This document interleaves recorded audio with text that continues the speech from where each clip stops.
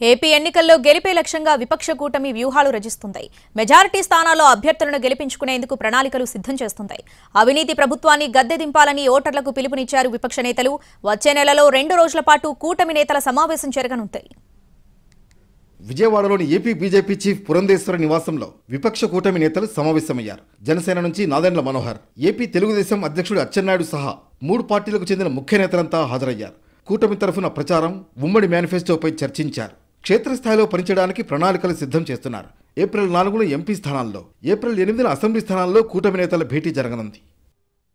ఆంధ్రప్రదేశ్లో అవినీతి పెరిగిపోయిందన్నారు BJP chief Purandeswari. ఉమ్మడిగా త్వరలోనే జనంలోకి వెళతామన్నారు. రాష్ట్ర అభివృద్ధి కూటమి అభ్యర్థులు గెలుపుతూనే సాధ్యమన్నారు పురంధేశ్వరి. కార్యకర్తల్ని ఉత్తేజపరిచే విధంగా ఉమ్మడి కార్యాచరణ వారందరికీ కూడా తెలియజేస్తూ ప్రజల వద్దకు వెళ్లేటువంటి కార్యక్రమానికి ఇవాళ చర్చ జరిగింది. 4వ తారీఖున 8వ తారీఖున కింద స్థాయిలో కార్యకర్తలతో సైతం ఈ యొక్క సమన్వయ సమావేశాన్ని నిర్వహించుకున్న తర్వాత ఈ కూటమి ప్రజల వద్దకు వెళ్తున్నటువంటి సందర్భంలో ఈ కూటమిని ప్రజలందరూ కూడా ఆశీర్వదిస్తారు అని చెప్పి మేము విశ్వసిస్తాం.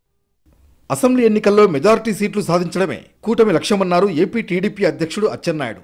ఏప్రిల్ 8న 175 నియోజకవర్గాల్లో ఉమ్మడిగా సమావేశాలు ఏర్పాటు చేసుకుంటామని తెలిపారు. ఇక ముందు కూడా ఎప్పటికప్పుడు ఉమ్మడి సమావేశాలు జరుగుతాయన్నారు అచ్చెన్నాయుడు. 175 అసెంబ్లీ నియోజకవర్గాల్లో 3 పార్టీలు ముఖ్య నాయకులు కూర్చొని ఆ అసెంబ్లీలో ఎన్నికల వ్యూహాన్ని తయారు చేసుకోవడానికి సమావేశాలు ఉమ్మడిగా పెట్టాలని చెప్పి నిర్ణయించాం.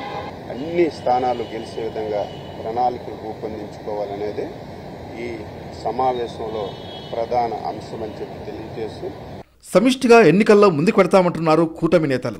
నాయకత్వం కలిసినప్పుడు క్షేత్రస్థాయిలో కార్యకర్తలు కలవాలని సూచిస్తున్నారు. పొత్తులో భాగంగా కార్యకర్తలు ఎలా పనిచేయాలో నిర్ణయించామని చెబుతున్నారు.